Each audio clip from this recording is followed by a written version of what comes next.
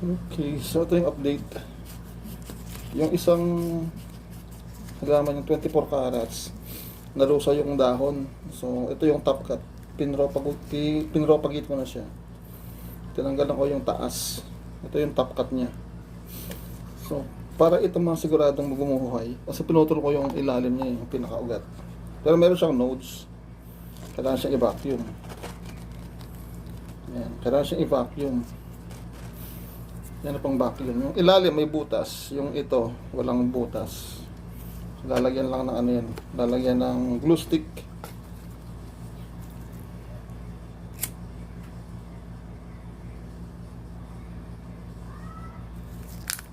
Yan.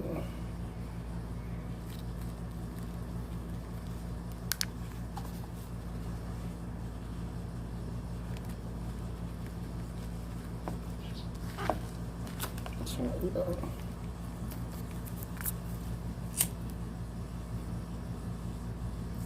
Meron akong glue gun kaso natamad ang pumasok.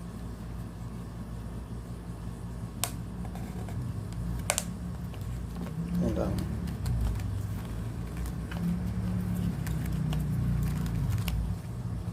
So yan. So sealed na yan. Yan. 99.9% mabubuhay yan. Yan yung vacuum method para hindi siya sisingaw.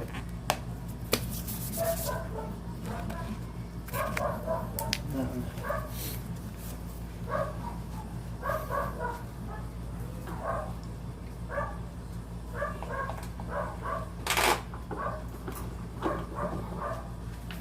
Ito pa yung isa na vinacuum ko. See.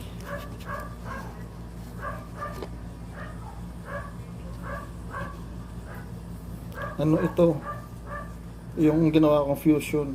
Yung dalawang magkaibang aglonema. Biniyak ko sa gitna.